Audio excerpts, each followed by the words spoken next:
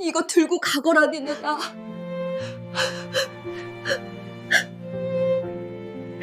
한미숙은 25년 전 명문가의 며느리로 시집와 초등학교 교사의 꿈을 접었습니다. 하지만 세 딸만 낳았다는 이유로 25년간 시댁에서 천대받으며 살았습니다. 남편 준호는 시도 안 받는 땅이라며 미숙을 모욕했고 아들 있는 여자 박지혜와 불륜을 저질렀습니다. 미숙의 55번째 생일날 준호는 이혼 서류를 내밀고 박지혜가 아들을 데리고 당당히 집에 들어왔습니다. 25년 추억이 담긴 사진 앨범은 쓰레기통에 버려졌고 미숙은 캐리어 하나 들고 쫓겨났습니다. 시어머니 왕수자는 미숙에게 낡은 보따리를 던지며 쓰레기니까 버리고 가라고 했습니다. 하지만 보따리 안에는 강남 오피스텔 세 채, 7억 원, 상가 건물 소유권, 그리고 시어머니의 편지가 들어 있었습니다. 편지에는 충격적인 진실이 담겨 있었습니다. 시어머니는 치매가 아니었고 일부러 연기하며 모두의 본성을 지켜봤다는 것입니다. 그리고 박지혜의 아들은 사실 조카였습니다. 시어머니는 1년 전부터 모든 재산을 미숙 명의로 이전했고 유언장까지 남겼습니다. 유언장 공개 후 준호와 박지혜는 빚에 쩌들어 몰락했고 미숙은 평생의 꿈이었던 세 딸의 책방을 열며 새로운 삶을 시작합니다. 친구의 작은 원룸이었습니다. 한미숙은 떨리는 손으로 낡은 보따리를 풀었습니다. 시어머니가 집을 나가는 자신에게 던졌던 그 보따리였습니다. 쓰레기니까 버리고 가라는 말과 함께 말입니다. 보자기를 열자 서류 봉투들이 나왔습니다. 미숙은 첫 번째 봉투를 열었습니다. 그 순간 미숙은 그 자리에 주저앉고 말았습니다. 손에서 서류가 떨어졌습니다. 통장이 바닥에 굴렀습니다. 대체 이게 무슨 일일까요? 55년을 살아오며 단 한 번도 경험하지 못한 일이었습니다. 이 놀라운 이야기가 궁금하시다면 잠시 구독 버튼을 눌러주세요. 평범해 보이는 사람들의 숨겨진 진실을 매일 전해드립니다. 그럼 지금부터 25년 전으로 시간을 되돌려 이야기를 시작하겠습니다. 미숙은 오늘도 새벽 5시에 눈을 떴습니다. 알람이 울리기도 전에 몸이 먼저 일어나는 습관이 벌써 25년째입니다. 창밖은 아직 어둡고 집안은 고요했습니다. 미숙은 이불을 천천히 걷어내며 조심스럽게 일어났습니다. 옆방에서 자고 계실 시어머니를 깨우지 않으려는 마음에서였습니다. 부엌으로 향하는 발걸음은 소리 없이 가벼웠습니다. 미숙은 냉장고를 열어 미리 씻어둔 쌀을 꺼내 밥을 안쳤습니다. 된장찌개 재료를 손질하기 시작했습니다. 칼질 소리마저 조심스러웠습니다. 시어머니가 깨실까봐, 남편이 짜증을 낼까봐 늘 그렇게 살아왔습니다. 나는 25년을 이 집에 바쳤는데 언제까지 이렇게 눈치만 보고 살아야 하는 걸까? 미숙은 속으로 이런 생각을 하면서도 손을 멈추지 않았습니다. 팔을 썰고 두부를 자르고 버섯을 다듬었습니다. 이 집에 시집 온 지 25년 매일 아침이 이렇게 시작되었습니다. 처음엔 시아버지, 시어머니, 남편 그리고 나중엔 딸 셋까지 미숙은 이 집 식구들의 식사를 하루도 빠짐없이 책임졌습니다. 하지만 그 누구도 고맙다는 말을 하지 않았습니다. 당연한 일이라고 생각했으니까요. 시계를 보니 6시가 조금 넘었습니다. 밥이 뜸을 들이는 동안 미숙은 거실을 정리했습니다. 남편이 어젯밤 소파에 벗어던진 양말을 집어 빨래통에 넣고 탁자 위에 놓인 신문을 정리했습니다. 먼지 하나 없이 닦아낸 거실은 언제나 깨끗했지만 미숙의 마음은 그렇지 못했습니다. 미숙은 시어머니 방문을 조심스럽게 두드렸습니다. 어머님, 아침 드실 시간이에요. 시어머니는 올해로 82이었습니다. 석 달 전 치매 진단을 받았다고 했지만 미숙은 가끔 이상하다는 생각을 했습니다. 어떤 날은 아무것도 기억하지 못하는 것처럼 보이다가도 어떤 날은 너무나 또렷했으니까요. 시어머니가 천천히 일어나 거실로 나왔습니다. 미숙은 밥상을 차려 시어머니 앞에 놓았습니다. 따뜻한 밥, 된장찌개, 김치, 나물 반찬들이 정갈하게 놓여 있었습니다. 맛있게 드세요. 미숙의 인사에 시어머니는 고개만 끄덕였습니다. 말이 없었습니다. 예전 같으면 반찬이 짜다느니 국이 싱겁다느니 한마디씩 했을 텐데 요즘은 그저 조용히 드시기만 했습니다. 7시가 되자 남편 준호가 방에서 나왔습니다. 58살의 준호는 평생을 건설회사 직원으로 살았습니다. 겉으로는 성실한 가장이었지만 미숙은 알고 있었습니다.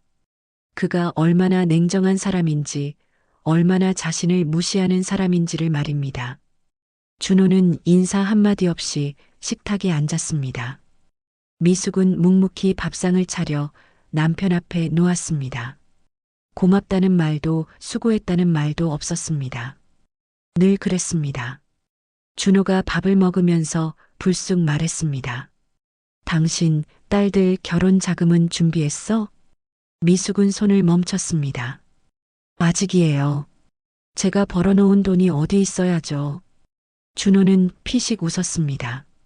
그러게 말이야. 아들이나 하나 낳았으면 이런 걱정은 안 해도 됐을 텐데. 미숙은 가슴이 답답해졌습니다. 25년 동안 들어온 그 말이었습니다. 아들을 못 낳았다는 것, 그것이 미숙의 평생 죄였습니다. 시어머니가 갑자기 숟가락을 떨어뜨렸습니다. 쨍그랑 소리가 크게 울렸습니다. 나 배고파. 밥 줘. 시어머니가 말했습니다. 방금 전까지 밥을 드시고 계셨는데 말입니다. 준호가 한숨을 쉬었습니다. 어머니, 지금 드시고 계시잖아요. 그런데 시어머니의 눈빛이 이상했습니다. 치매 환자의 눈빛이 아니었습니다. 뭔가 또렷하고 의도가 있는 것처럼 보였습니다. 미숙은 시어머니를 보며 의문이 들었지만 아무 말도 하지 않았습니다. 준호는 식사를 마치고 출근 준비를 했습니다. 넥타이를 매며 거울을 보던 준호가 미숙에게 말했습니다. 오늘 늦을 것 같아. 저녁 차리지 마. 또요? 이번 주만 벌써 3번째인데요. 준호는 짜증스럽게 대답했습니다. 회사 일이 바쁘다니까. 당신이 뭘 알아? 미숙은 더 이상 묻지 않았습니다. 물어봐야 짜증만 낼 테니까요. 준호가 현관문을 쾅 닫고 나갔습니다. 미숙은 한참을 그 자리에 서 있었습니다. 시어머니가 갑자기 미숙의 손을 잡았습니다. 미숙아, 힘들지? 미숙은 깜짝 놀랐습니다. 시어머니의 목소리가 너무나 또렷했기 때문입니다. 어머님? 시어머니는 미숙을 보며 눈물을 글썽였습니다. 다 알아. 내 아들이 너한테 어떻게 하는지 다 알아. 그러고는 다시 멍한 표정으로 돌아갔습니다. 나 배고파. 밥 줘. 미숙은 혼란스러웠습니다. 지금 시어머니가 정신이 드신 건가? 아니면 정말 치매 증상인 건가?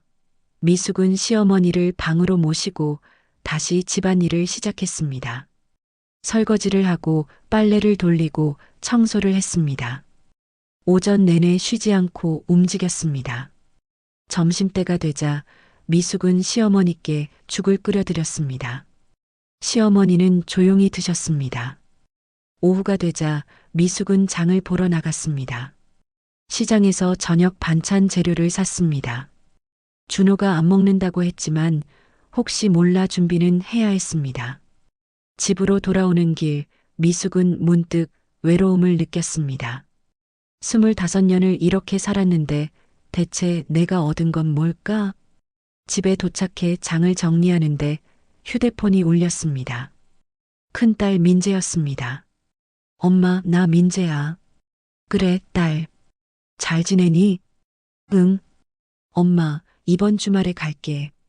보고 싶어. 미숙은 가슴이 따뜻해졌습니다. 세 딸이 미숙의 유일한 위안이었습니다. 준호는 딸들을 귀찮아했지만 미숙은 딸들을 무척 사랑했습니다. 그래, 천천히 와. 엄마가 맛있는 거 해줄게. 엄마, 아빠는 요즘 어때? 민재의 목소리가 조심스러웠습니다. 미숙은 잠시 망설이다가 대답했습니다. 아빠는 바쁘시지 뭐. 엄마, 혹시 아빠가 또 그런 말해? 미숙은 무슨 말인지 알았습니다. 아들 못 낳았다는 그 말이었습니다. 아니야. 괜찮아. 걱정하지 마. 거짓말이었습니다. 하지만 딸들에게 걱정시키고 싶지 않았습니다. 전화를 끊고 나니 미숙은 마음이 무거웠습니다. 저녁때가 되었지만 준호는 들어오지 않았습니다. 미숙은 시어머니와 단둘이 저녁을 먹었습니다. 조용한 식탁이었습니다. 시어머니는 밥을 드시다 말고 미숙을 보셨습니다. 미숙아, 넌 착해. 우리 집에 와줘서 고마워. 시어머니의 말에 미숙은 눈물이 날 뻔했습니다. 25년 만에 처음 듣는 감사의 말이었습니다. 밤 11시가 넘어서야 준호가 들어왔습니다.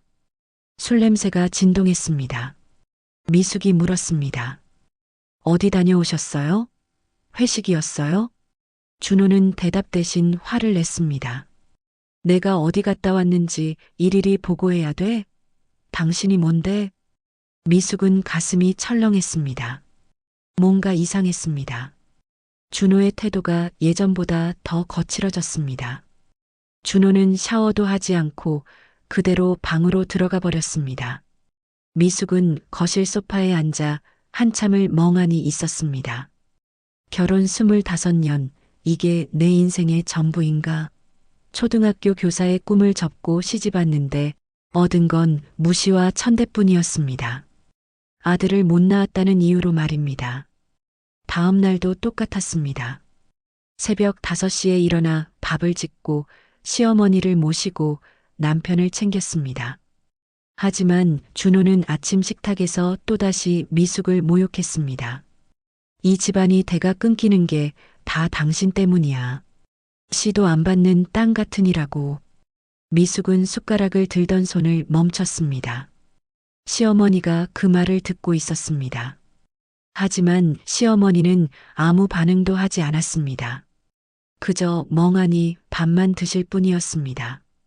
준호가 출근하고 나자 미숙은 참았던 눈물을 흘렸습니다. 25년 동안 몇 번이나 들었던 그 말이었지만 여전히 가슴이 아팠습니다.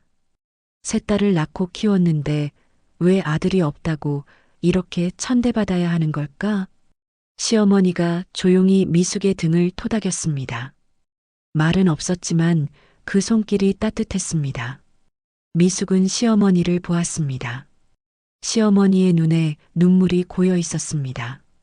그 무렵부터 준호의 행동이 더욱 수상해졌습니다. 주말에도 자주 외출했고 전화 통화를 할 때면 방으로 들어가 문을 닫았습니다. 미숙이 물어보면 회사 일이라며 화를 냈습니다. 어느 날 오후 미숙의 친구 영희에게서 전화가 왔습니다. 미숙아, 나 영희야. 지금 어디야? 집에 있는데 왜 그래? 영희의 목소리가 급했습니다. 뭔가 심상치 않았습니다. 미숙아, 내가 오늘 강남에서 내 남편 봤어. 미숙은 가슴이 철렁했습니다. 회사 일로 갔나 보지. 아니야. 젊은 여자랑 카페에 있더라. 손까지 잡고. 미숙은 손에 들고 있던 그릇을 떨어뜨릴 뻔했습니다. 뭐라고? 내가 똑똑히 봤어. 분명 내 남편이었어. 사진 찍어서 보낼게. 잠시 후 영희가 보낸 사진이 도착했습니다. 미숙은 떨리는 손으로 사진을 열었습니다. 그곳엔 분명 준호가 있었습니다. 40대 초반으로 보이는 젊은 여자와 다정하게 앉아 있었습니다. 두 사람은 서류를 보며 웃고 있었습니다. 미숙은 주저앉아 한참을 울었습니다. 25년 동안 참아왔던 모든 것들이 무너져 내리는 느낌이었습니다. 그날 저녁 준호는 또 늦게 들어왔습니다. 미숙이 사진을 보여주며 물었습니다. 이 여자가 누구예요? 준호는 당황한 기색도 없이 대답했습니다. 회사 직원이야. 업무 미팅이었어. 손을 잡고 업무 미팅을 해요? 준호의 얼굴이 일그러졌습니다. 의심병도 유분수지. 당신이 아들이나 낳았으면 내가 이렇게까지 하겠어? 미숙은 믿을 수 없었습니다. 불륜을 들키고도 오히려 미숙을 탓하다니. 며칠 후 미숙은 시어머니 병원 진료를 모시고 갔습니다. 대기실에서 기다리는데 낯선 여자가 다가왔습니다. 사진에서 본 바로 그 여자였습니다. 혹시 강준호 부장님 부인이세요? 미숙은 놀라 그 여자를 보았습니다. 누구세요? 저는 박지혜라고 해요. 준호 씨 회사 동료예요. 박지혜는 자연스럽게 미숙 옆에 앉았습니다. 미소를 띠고 있었지만 그 눈빛은 차갑습니다. 언니, 준호 씨 참 좋은 분이시죠? 저한테도 정말 잘해주세요. 미숙은 불안감이 엄습했습니다. 이 여자가 왜 여기 있는 걸까? 그때 시어머니가 진료실에서 나오셨습니다. 시어머니는 박지혜를 보자마자 얼굴이 굳었습니다. 저 여자 누구야? 나쁜 여자 같은데. 시어머니의 목소리가 또렷했습니다. 박지혜는 당황한 표정을 지었습니다. 어머님, 저는 준호 씨 회사 동료예요. 시어머니는 박지혜를 노려보았습니다. 거짓말. 넌 도둑년이야. 남의 남편 탐내는 도둑년. 미숙은 깜짝 놀랐습니다. 시어머니가 어떻게 알았을까? 박지혜는 얼굴이 빨개져서는 황급히 자리를 떠났습니다. 집으로 돌아오는 길, 시어머니가 미숙의 손을 꼭 잡았습니다. 미숙아, 조심해. 저 여자 위험해. 어머님, 어떻게 하셨어요? 시어머니는 대답 대신 눈물을 흘렸습니다. 그리고 다시 멍한 표정으로 돌아갔습니다. 그날 밤 미숙은 준호의 서재를 몰래 살폈습니다. 서랍을 열자 통장이 나왔습니다. 미숙 명의의 통장이었습니다. 결혼 25주년 선물이라며 준호가 도장을 받아간 그 통장이었습니다. 잔액을 확인한 미숙은 경악했습니다. 3천만 원이 빠져 있었습니다. 다음 서랍에서는 아파트 계약서가 나왔습니다. 강남의 신축 오피스텔이었습니다. 계약자는 준호 하지만 대출은 미숙 명의로 되어 있었습니다. 미숙은 그 자리에 주저앉았습니다. 남편이 자신 몰래 돈을 빼돌리고 집까지 계약했다니. 며칠 후 미숙의 휴대폰으로 모르는 번호에서 전화가 왔습니다. 박지혜였습니다. 언니, 저 박지혜예요. 한번 만나서 이야기할 수 있을까요? 무슨 이야기요? 준호 씨에 대해서요. 언니가 알아야 할 것들이 있어요. 미숙은 만나기로 했습니다. 다음 날 카페에서 박지혜를 만났습니다. 박지혜는 태연하게 말했습니다. 언니, 솔직하게 말할게요. 저와 준호 씨는 1년 전부터 만나고 있어요. 미숙은 숨이 멎는 것 같았습니다. 그리고 저에게는 아들이 있어요. 12살이에요. 준호 씨는 제 아들을 무척 좋아하세요. 자기 아들처럼요. 박지혜의 말에 미숙은 모든 것을 깨달았습니다. 준호는 아들이 있는 여자를 찾은 것입니다. 언니는 아들을 못 낳았잖아요. 준호 씨에게 아들이 필요해요. 그러니 이혼해 주세요. 미숙은 떨리는 목소리로 말했습니다.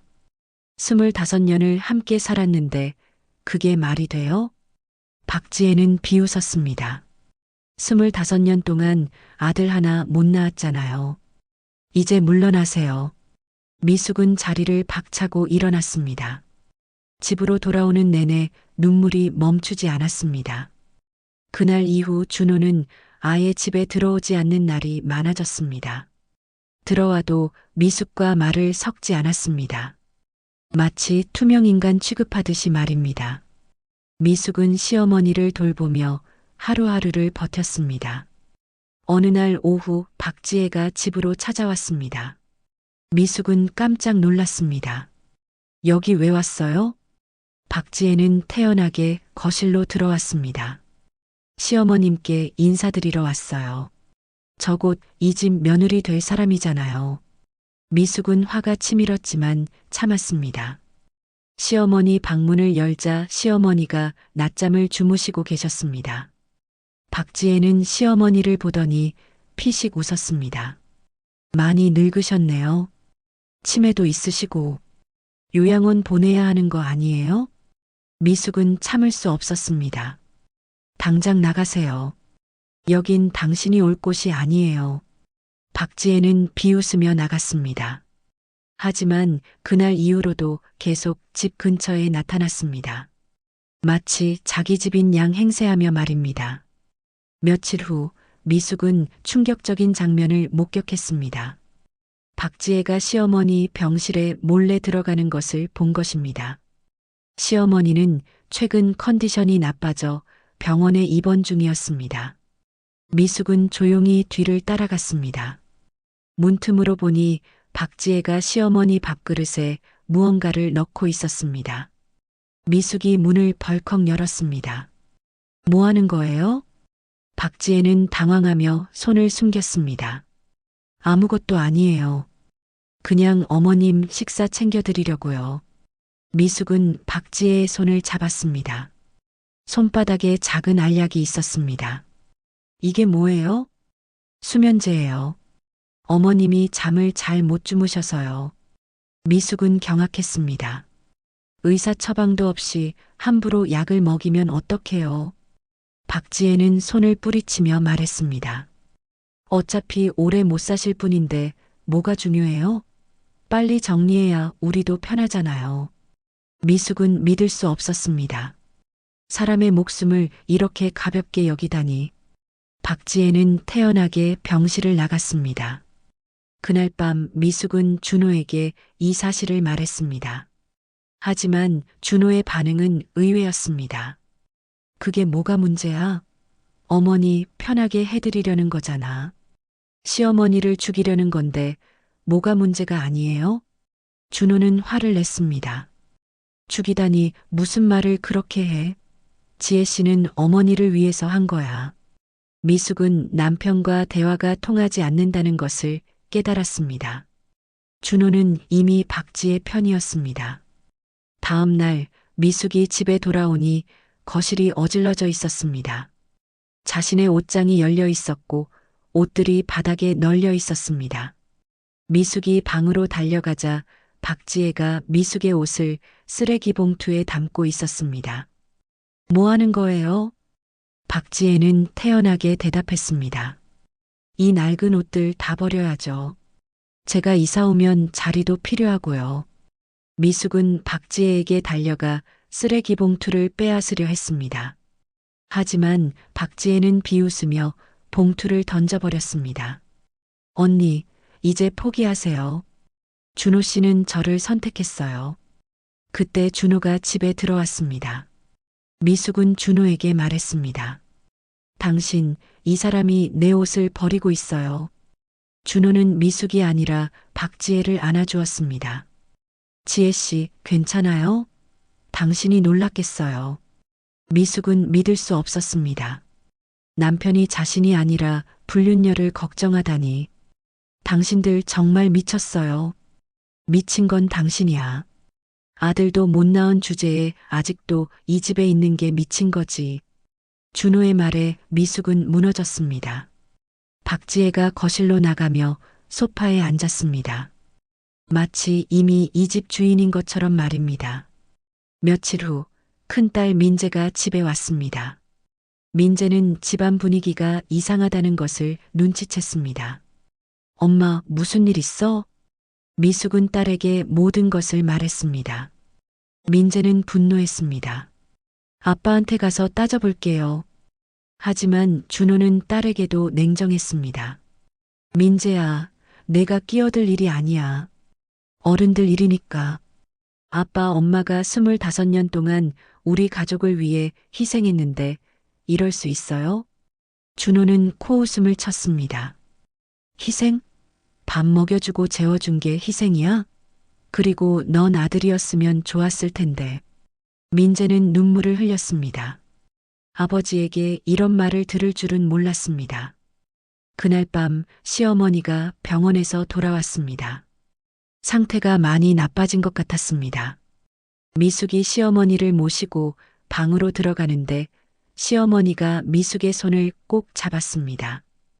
미숙아, 조금만 참아. 곧 다 끝날 거야. 시어머니의 목소리가 또렷했습니다. 미숙은 무슨 뜻인지 몰랐지만 고개를 끄덕였습니다. 다음 날은 미숙의 55번째 생일이었습니다. 미숙은 생일이라는 것조차 잊고 살았습니다. 하지만 새벽에 큰딸 민재에게서 문자가 왔습니다. 생일 축하한다는 메시지와 함께 미역국 끓이는 법을 보내왔습니다. 미숙은 가슴이 따뜻해졌습니다. 아침 일찍 딸들이 집으로 왔습니다. 세 딸이 함께 미역국을 끓였습니다. 식탁에 간단한 반찬들을 차렸습니다.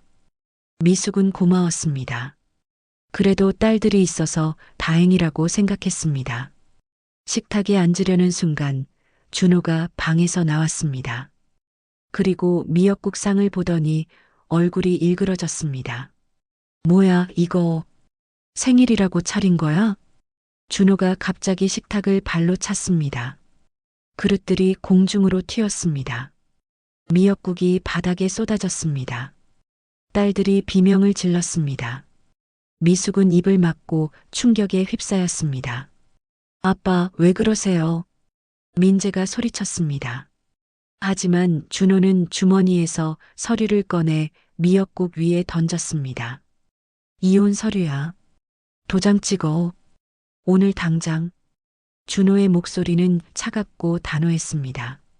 미숙은 떨리는 손으로 서류를 집어들었습니다. 생일날 이걸 주는 거예요? 생일? 아들도 못 낳은 주제에 무슨 생일을 축하해? 25년 동안 쓸모없이 살았으면 이제 그만 나가. 미숙은 눈물이 핑 돌았습니다. 딸들도 울고 있었습니다. 그때 현관문이 열렸습니다. 박지혜가 12살쯤 되어 보이는 남자아이를 데리고 들어왔습니다.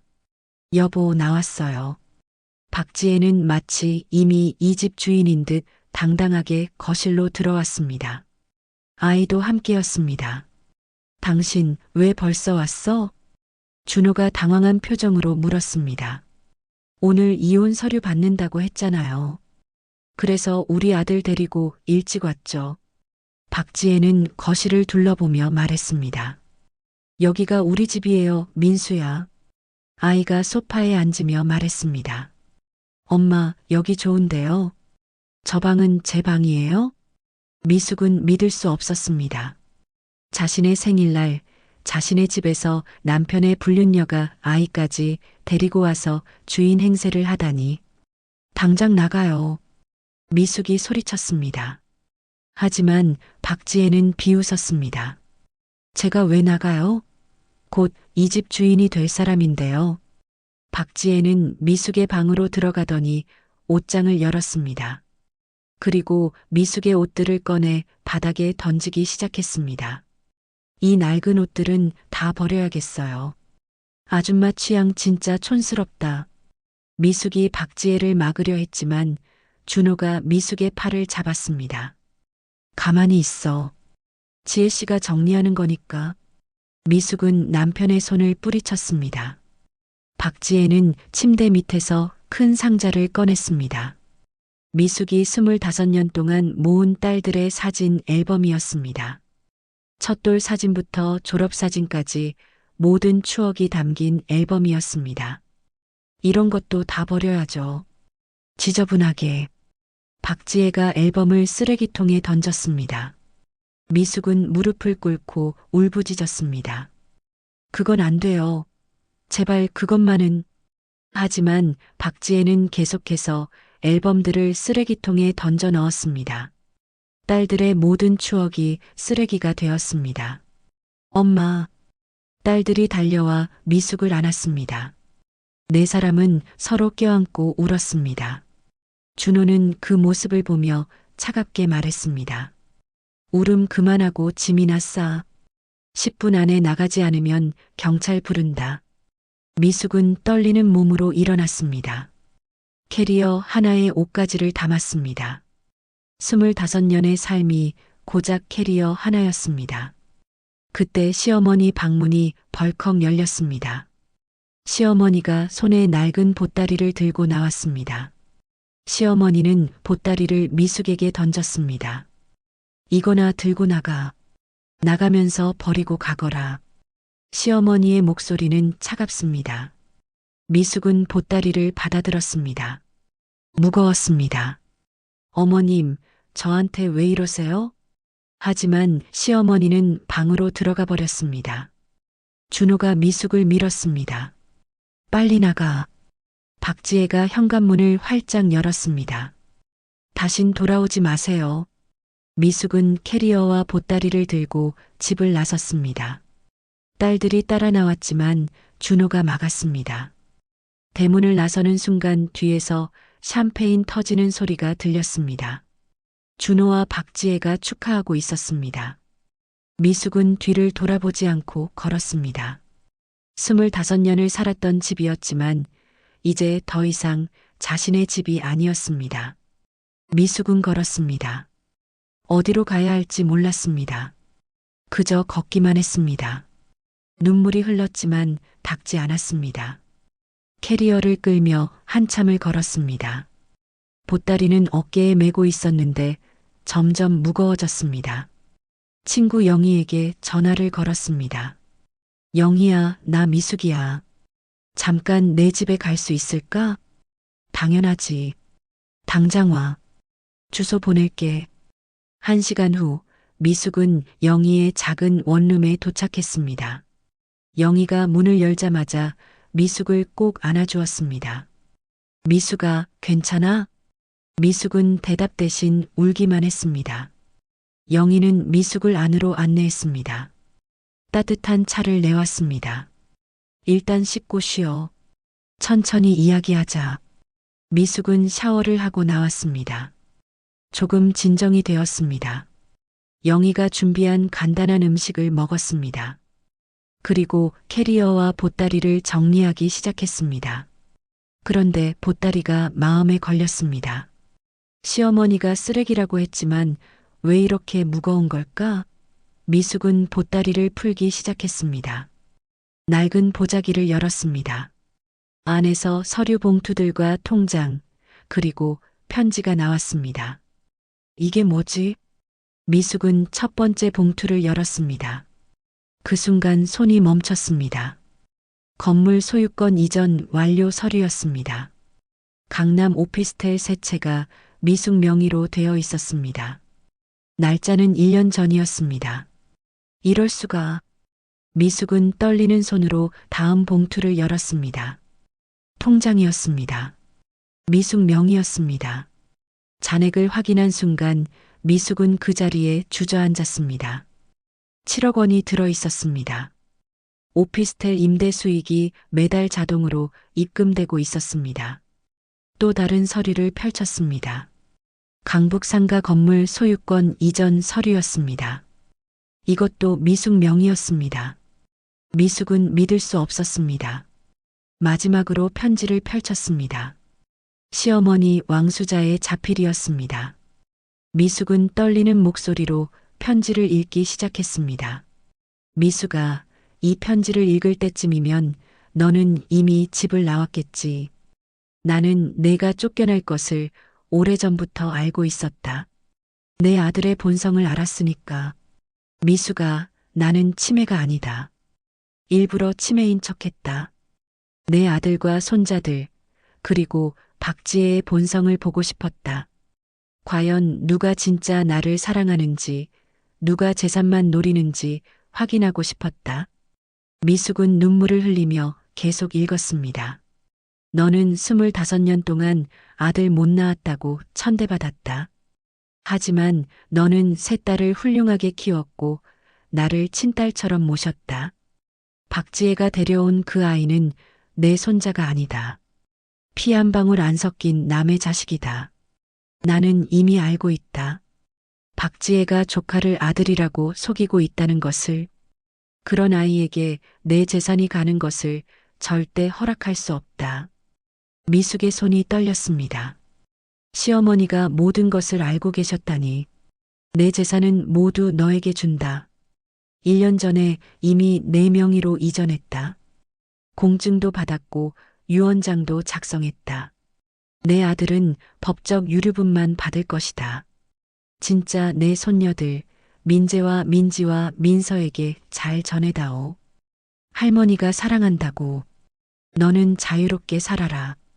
더 이상 아들 타령하는 시댁 눈치 보지 말고. 이 편지는 내가 정신 말짱할 때 쓴 것이니 절대 돌아오지 말거라. 내 아들에게 절대 빼앗기지 말거라. 왕수자. 미숙은 편지를 가슴에 안고 엉엉 울었습니다. 55살의 나이에 어린아이처럼 울었습니다. 영희가 놀라서 달려왔습니다. 미숙아, 무슨 일이야? 미숙은 울면서 영희에게 편지를 보여주었습니다. 영희도 편지를 읽고 눈물을 흘렸습니다. 미숙아, 시어머님이 너를 정말 사랑하셨구나. 두 사람은 한참을 울었습니다. 미숙은 서류들을 하나하나 다시 확인했습니다. 모두 진짜였습니다. 강남 오피스텔 세 채, 7억 원, 상가 건물, 모두 미숙 명의였습니다. 어머님, 감사합니다. 미숙은 하늘을 올려다보며 중얼거렸습니다. 시어머니의 사랑이 느껴졌습니다. 25년 동안 모든 것을 지켜보셨던 것입니다. 영희가 물었습니다. 미숙아, 이제 어떻게 할 거야? 미숙은 눈물을 닦으며 말했습니다. 변호사를 찾아가야 할 것 같아. 이게 정말 법적으로 유효한지 확인해야지. 그날 밤 미숙은 편지에 적힌 변호사 이름을 찾았습니다. 서류 봉투 안에 명함이 들어 있었습니다. 김정훈 변호사였습니다. 미숙은 내일 아침 바로 연락하기로 했습니다. 잠들기 전 미숙은 시어머니의 편지를 다시 읽었습니다. 편지를 읽을 때마다 눈물이 났습니다. 집에서 쫓겨난 것이 아니라 해방된 것이라고 미숙은 그렇게 생각하기 시작했습니다. 다음 날 아침 미숙은 김정훈 변호사 사무실을 찾아갔습니다. 변호사는 미숙을 반갑게 맞아주었습니다. 한미숙 씨, 기다리고 있었습니다. 왕수자 여사님께서 1년 전에 저를 찾아오셨습니다. 변호사는 서류들을 확인했습니다. 모두 법적으로 완벽합니다. 증여도 완료되었고 유언장도 공증받았습니다. 걱정하지 마세요. 미숙은 안도의 한숨을 쉬었습니다.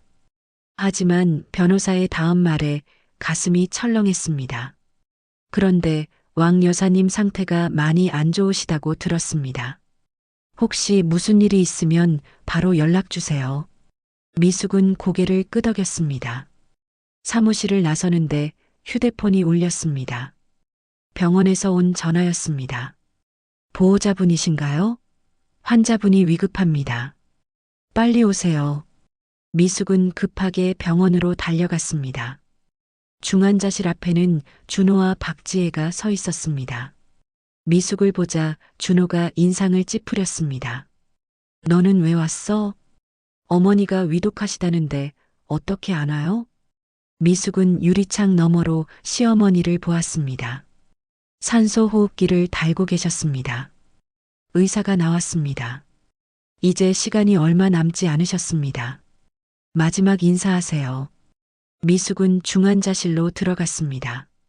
시어머니는 눈을 뜨고 미숙을 보셨습니다. 미숙아, 왔구나. 네, 어머님. 제가 왔어요.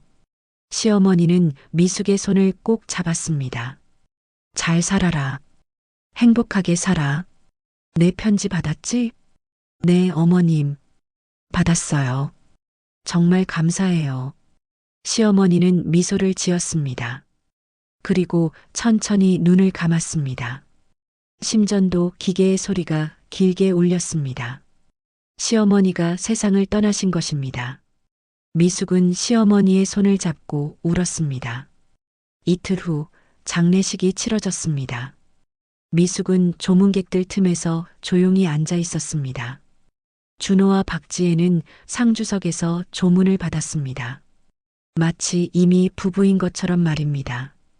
장례를 마치고 일주일 후 변호사 사무실에서 유언장 공개가 있었습니다. 준호와 박지혜 그리고 미숙이 참석했습니다. 준호는 자신만만한 표정이었습니다. 변호사님, 빨리 시작하시죠. 제가 바쁘거든요. 변호사는 봉투를 열었습니다. 지금부터 고인 왕수자 여사의 유언장을 공개하겠습니다. 변호사가 천천히 읽기 시작했습니다. 나 왕수자는 정신이 온전한 상태에서 이 유언장을 작성한다. 첫째, 강남 오피스텔 세 채는 며느리 한미숙에게 증여한다. 준호가 벌떡 일어났습니다. 뭐라고요? 변호사는 계속 읽었습니다. 둘째, 예금 7억 원은 며느리 한미숙에게 증여한다. 셋째, 강북상가 건물은 며느리 한미숙에게 증여한다. 넷째, 아들 강준호에게는 법적 유류분만 남긴다. 박지혜가 비명을 질렀습니다. 이게 무슨 소리예요? 준호는 얼굴이 새하얘졌습니다. 말도 안 돼. 어머니가 치매셨잖아요. 이 유언장은 무효예요. 변호사는 서류를 내밀었습니다. 이 유언장은 고인께서 치매 진단을 받기 1년 전에 작성하신 것입니다. 법적으로 완전히 유효합니다. 박지혜가 미숙을 가리키며 소리쳤습니다. 저 여자가 어머님을 꼬드긴 거예요. 사기예요. 변호사가 또 다른 서류를 꺼냈습니다. 그리고 한 가지 더 공개할 것이 있습니다. 고인께서 박지혜 씨의 아들이라고 주장하는 아이에 대해 조사를 의뢰하셨습니다. 변호사는 DNA 검사 결과를 내밀었습니다. 이 아이는 박지혜 씨의 친아들이 아닙니다. 조카입니다. 박지혜 씨가 친아들인 것처럼 속인 것입니다. 준호는 박지혜를 돌아보았습니다. 뭐, 내가 나를 속였어? 박지혜는 당황하며 변명했습니다. 그게 아니라 준호가 소리를 질렀습니다. 내가 아들이 있다고 해서 너랑 만난 건데 그게 조카라고? 사기꾼 같으니. 박지혜도 맞받아쳤습니다. 당신도 재산 때문에 나랑 만난 거잖아. 서로 이용한 거지. 뭘? 두 사람은 변호사 사무실에서 서로 고함을 질렀습니다. 미숙은 그 모습을 조용히 지켜보았습니다. 변호사가 말했습니다. 준호 씨, 항소하고 싶으시면 하세요. 하지만 승소 가능성은 제로입니다. 준호는 주저앉았습니다. 박지혜는 울면서 사무실을 뛰쳐나갔습니다. 미숙은 조용히 일어나 밖으로 나왔습니다. 햇살이 따뜻했습니다. 석 달이 지났습니다. 미숙은 새 아파트로 이사했습니다. 넓고 밝은 집이었습니다. 새 딸이 자주 놀러 왔습니다. 오피스텔 임대 수익으로 안정적인 수입이 있었습니다. 미숙은 평생의 꿈이었던 일을 시작하기로 했습니다. 작은 서점을 여는 것이었습니다. 딸들이 함께 서점을 준비했습니다. 간판 이름은 새 딸의 책방이었습니다. 개업날 미숙은 설레는 마음으로 문을 열었습니다. 단골 손님들이 하나둘 찾아왔습니다. 따뜻한 차와 함께 책을 읽을 수 있는 공간이었습니다. 사장님, 여기 정말 좋아요. 자주 올게요. 고맙습니다. 편하게 오세요. 미숙은 진심으로 웃었습니다. 25년 만에 짓는 진짜 웃음이었습니다. 서점 일을 하면서 미숙은 행복했습니다. 누구 눈치 보지 않고 자신의 일을 한다는 것이 이렇게 좋은지 처음 알았습니다. 어느 날 오후 서점 문이 열렸습니다. 준호와 박지혜였습니다. 두 사람은 초라한 모습이었습니다. 준호는 많이 수척해져 있었습니다. 박지혜도 화장기 없는 얼굴이었습니다. 여보, 준호가 조심스럽게 말했습니다. 미숙은 차분하게 대답했습니다. 무슨 일이세요? 우리 좀 도와줄 수 없을까? 빚 때문에 정말 힘들어. 준호의 목소리는 간청하는 듯 했습니다. 박지혜도 고개를 숙였습니다. 제발이요. 우리 정말 죽게 생겼어요. 미숙은 두 사람을 보았습니다. 한때는 미숙을 무시하고 모욕했던 사람들이었습니다. 하지만 이제는 초라한 모습으로 구걸하고 있었습니다. 기억하세요? 저를 쫓아낼 때 하셨던 말들을요. 아들도 못 낳은 주제에 시도 안 받는 땅이라고 하셨죠. 미숙의 목소리는 담담했습니다. 그리고 제 25년 추억을 쓰레기통에 버리셨죠. 제 생일날 저를 쫓아내셨고요. 준호는 고개를 들지 못했습니다. 박지혜는 눈물을 흘렸습니다. 미안해. 정말 미안해. 내가 잘못했어. 미안하다고 끝날 일이 아니에요. 당신들은 저에게 25년 동안 지옥을 주셨어요. 미숙은 단호하게 말했습니다. 이제 그 대가를 치르세요.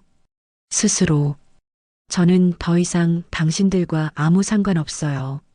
두 사람은 고개를 숙인 채 서점을 나갔습니다. 미숙은 창밖을 보았습니다. 두 사람의 뒷모습이 점점 작아졌습니다. 그날 저녁 딸들이 서점으로 왔습니다. 셋이 함께 저녁을 먹었습니다.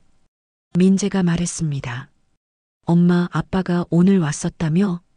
응. 도와달라고 하더라. 도와주셨어요? 미숙은 고개를 저었습니다. 아니, 그럴 수 없어. 너희 엄마는 더 이상 당하고만 살지 않아. 딸들이 미숙의 손을 잡았습니다. 엄마, 멋있어요. 민재가 말했습니다. 둘째 민지도 고개를 끄덕였습니다. 엄마, 우리가 딸이라서 미안했어요. 아들이 아니어서요. 미숙은 딸들을 꼭 안아주었습니다. 무슨 소리니? 너희는 어떤 아들보다 훌륭해. 엄마는 너희가 자랑스러워. 셋째 민서가 말했습니다. 할머니도 그렇게 말씀하셨죠? 편지에서요. 미숙은 고개를 끄덕였습니다. 시어머니의 편지를 생각하니 가슴이 뭉클했습니다. 다음 날 미숙은 시어머니 봉안당을 찾았습니다. 꽃을 올리고 절을 올렸습니다. 어머님, 저 이제 정말 행복해요. 서점도 잘 되고 딸들도 잘 있어요. 미숙은 시어머니 사진을 보며 미소 지었습니다. 어머님이 주신 용기로 새로운 삶을 살고 있어요. 세 딸이 얼마나 훌륭한지 이제 모두가 알게 될 거예요. 바람이 살랑 불었습니다. 마치 시어머니가 웃고 계신 것 같았습니다. 봉안당을 나서는 미숙의 발걸음은 가벼웠습니다. 햇살이 따뜻했습니다. 가을 하늘이 맑았습니다. 미숙은 서점으로 향하며 생각했습니다. 55살에 시작한 새로운 인생이지만 결코 늦지 않았다고 말입니다. 세 딸의 책방 앞에 도착했습니다. 간판이 햇빛에 반짝였습니다. 손님들이 벌써 기다리고 있었습니다. 미숙은 문을 열며 환하게 맞이했습니다. 어서 오세요. 그날 저녁 서점을 정리하며 미숙은 창밖을 보았습니다. 노을이 아름답게 물들어 있었습니다. 미숙은 중얼거렸습니다. 어머님, 저 정말 행복하게 살 거예요. 약속드려요. 그리고 미숙은 평화로운 마음으로 하루를 마무리했습니다. 더 이상 누구의 그림자가 아닌 한미숙으로 당당하게 살아가는 날들이었습니다.